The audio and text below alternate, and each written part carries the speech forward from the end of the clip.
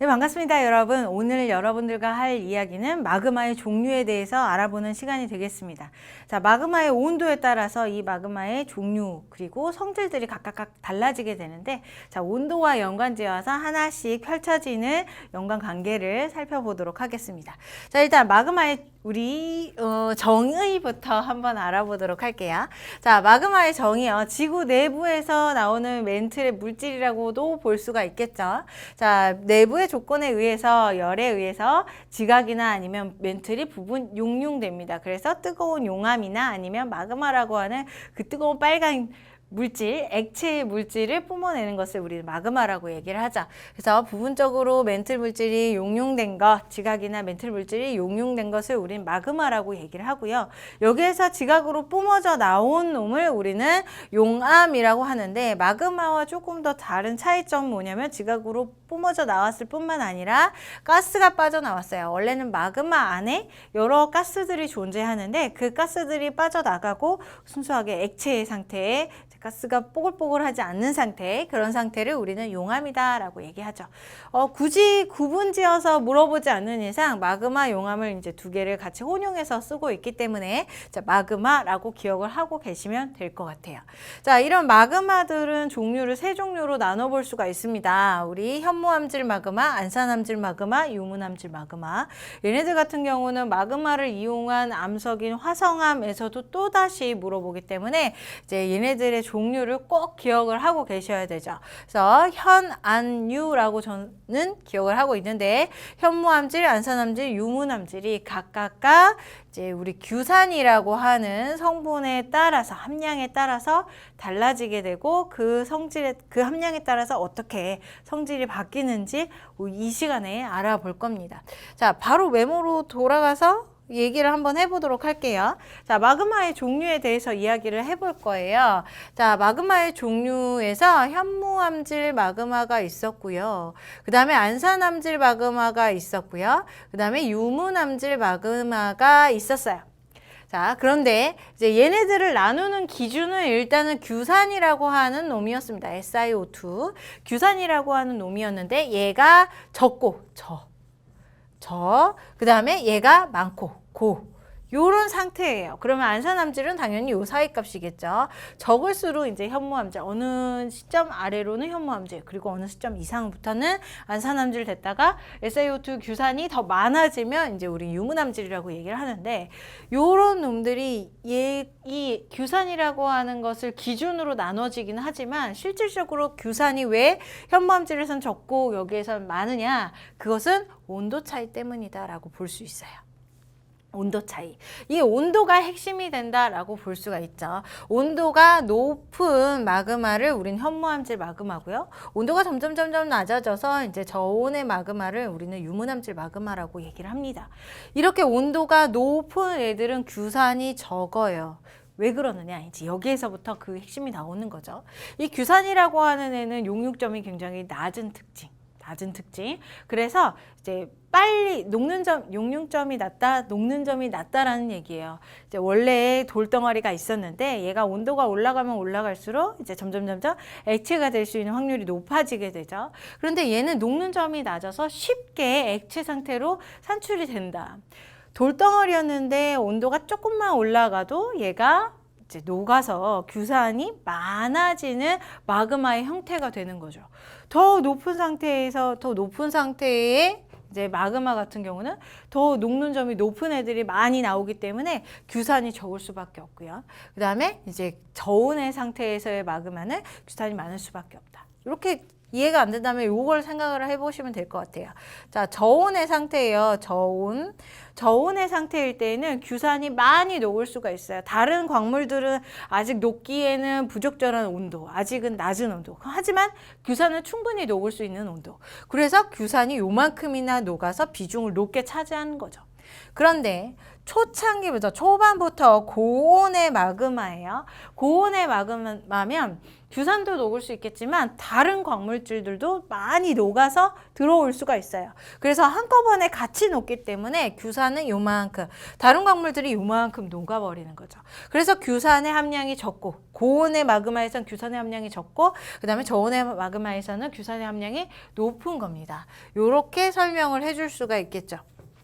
자, 녹는 점이 낮기 때문에 고온의 마그마에서는 규산의 함량이 낮다. 그리고 저온의 마그마에서는 규산의 함량이 높다. 이렇게 얘기를 해봐요. 자, 그 다음 온도만 이야기를 하는 게 아니에요. 그 다음 또 무엇을 얘기를 해줄 수 있냐면 점성을 얘기를 해줄 수 있어요. 찐덕한 정도. 자, 우리 고온의 스프와 저온의 스프를 한번 비교를 한번 해보겠습니다. 내가 레스토랑에 가서 스프를 딱 받았어요. 뜨끈뜨끈한 스프죠. 걔를 고온의 상태이기 때문에 처음에 받아서 쭉 떨어뜨리면, 스푼에서 떨어뜨리면 쪼르륵 하고 떨어져요. 이것은 점성이 낮다라는 거죠. 점성이 저예요, 저. 그런데 점점 시간이 지나서 내가 스프를 먹지 않고 시간을 뒀다가 차가워진 스푼으로 떠서 떨어뜨렸더니 얘는 덩어리째 쿡 떨어진다는 얘기죠. 그것은 점성이 찐덕찐덕해진다는 거예요.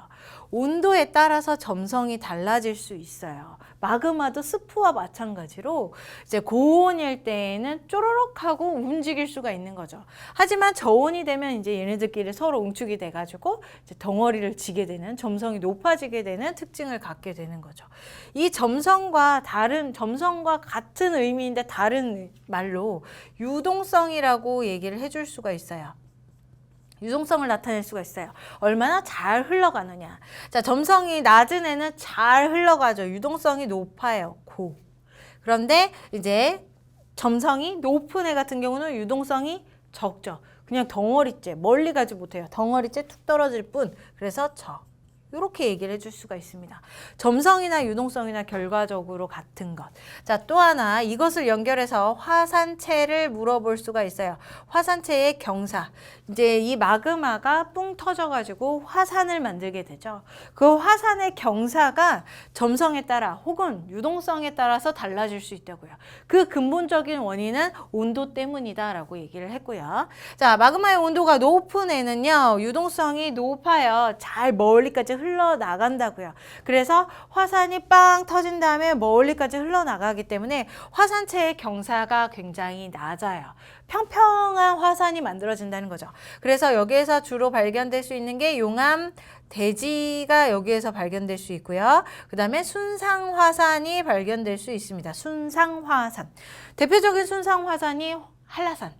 그 다음에 용암대지가 대표적인 게 우리 한탄강이나 철원 일대, 철원 평야라고 얘기하죠. 그 평야 부분이 바로 이제 용암대지라고 볼 수 있죠. 경사체는 거의 볼 수 없이 평평한 모습, 그런 모습을 볼 수 있습니다. 그러다가 안산암질 마그마 같은 경우는 온도가 조금 더 내려간 상태죠. 그러니까 이제 유동성도 좀 떨어진 상태. 그래서 이렇게 평평한 애들보다는 조금 경사를 갖게 되는 성층화산을 여기에서 보게 돼요. 후지산이 바로 여기에 속하고요. 그 다음에 이제 최고 온도가 낮은 애요. 온도가 낮아서 이제 점성이 굉장히 높아. 혹은 유동성이 굉장히 낮아요. 그런 애들은 이제 경사체가 굉장히 높겠죠.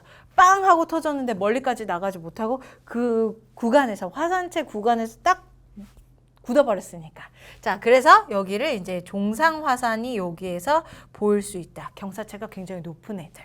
종상화산은 우리 제주도의 삼방산이 대표적이에요. 삼방산은 높긴 하지만 우뚝 서 있어요. 경사체가 거의 90도와 가깝게 이렇게 형성이 되어 있습니다. 그런 애들이 이제 유동성이 낮기 때문에 경사체가 굉장히 높은 것이다 라고 얘기를 해줄 수가 있다. 자, 온도에 따라서 점성 유동성, 그 다음에 화산체까지 이야기를 해볼 수가 있어요. 얘네들은 다 뭉쳐져서 하나로 생각을 해줄 수 있는 거죠. 같이 연계해서 생각을 해줄 수 있어야 돼요. 자, 또 하나 온도에 따라서 무엇이 달라질 수 있냐면 가스의 함량이 달라질 수 있어요. 이 마그마 안에 가스가 들어가 있는데 가스라고 하는 애는 기체 성분이죠. 자, 기체의 특징은 뭐냐면 차가운 것에 더 잘 녹고 뜨거운 것에 잘 녹지 않고 이제 다 뽀글뽀글 나가는 특징이 있어요. 우리 설탕과 같은 고체들은 뜨거운 것에 잘 녹고 차가운 것에 잘 안 녹겠지만 기체는 그 반대.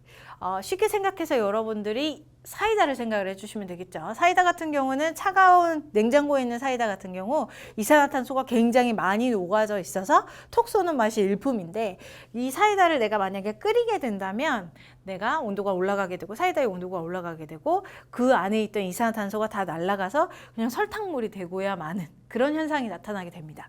자, 마그마도 마찬가지예요. 온도가 높은 현무암질 마그마 같은 경우는 가스, 이산화탄소라던가 다른 가스들이 다 날아가 버려요. 그래서 가스가 저예요.